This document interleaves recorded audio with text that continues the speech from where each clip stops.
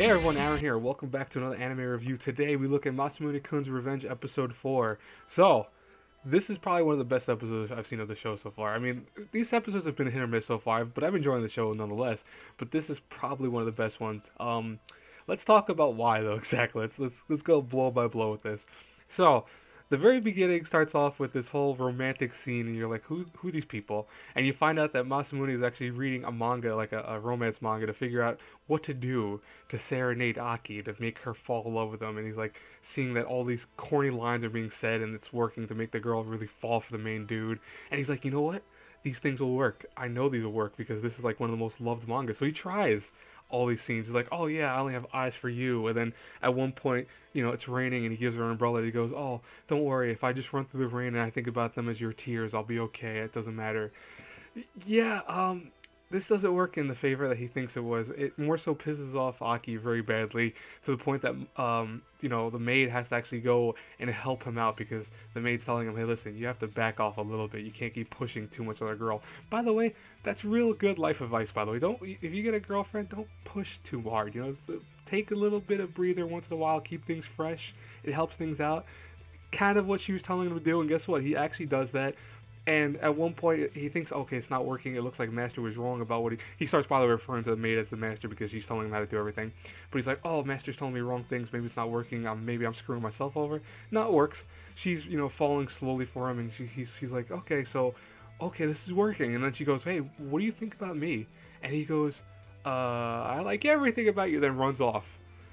And that actually pisses off again, and it leads to the point that the maid has to get involved again because now Aki's like in super pissed off mode. But it doesn't help the fact that she also saw at one point Masamune and the maid talking to one another, and she thinks, oh, it's obviously they're falling for each other, not he's falling for her. But the maid actually talks to Aki at one point when she's by herself and goes, hey, listen, don't worry, he only has eyes for you. He really does like you a lot, and obviously you like him back, etc. But Aki's like, she's still lost in thought, so she walks off, and she's like, what am I gonna do? I don't want to trust any person because she falls in love. Apparently, it goes into her past thing, and she almost gets hit by a car because she's too busy thinking about all the past stuff that luckily Masamune saves her.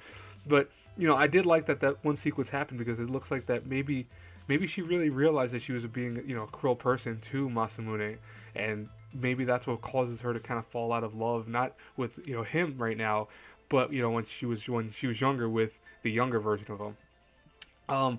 And what's nice is they share this nice moment together because finally I think they're starting to really fall for each other. Even Masamune I think starting to fall for her because it looks like they're about to almost kiss. It comes very, very close, but I almost think, okay, so maybe these two. I mean, this is obvious. I think everyone thought about that this was gonna happen, that these two would fall in love. Obviously, even though they had, he has his revenge plot against her and she's a psycho, but unfortunately, their nice moment ends with this girl just showing up from the car that almost hit her. She's like, oh, you okay? And then runs over to Masamune after, praying to God real fast, and then runs over and goes, I've been looking everywhere for you. I'm so happy I finally got to see you. And his face at the very end, I should have had the thumbnail for that, or should put the picture for that. Maybe I'll throw it into this thing at the last minute. But he's like, who is this girl? I don't know who you are. I was cracking up like, yeah, no one knows who she is. I don't think any one of us watching knows who she is. But overall, though, I did enjoy this. I did enjoy this episode. Probably one of the strongest episodes of the show so far. I would love to know what you guys are thinking. Are you guys loving the show? Are you disliking it? What, etc.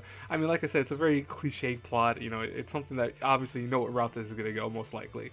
But I do still enjoy it because I think it's funny to see it from the very gate of kind of being cliche, but more so how he's trying to do a revenge plot against her and probably is going to fall in love with her.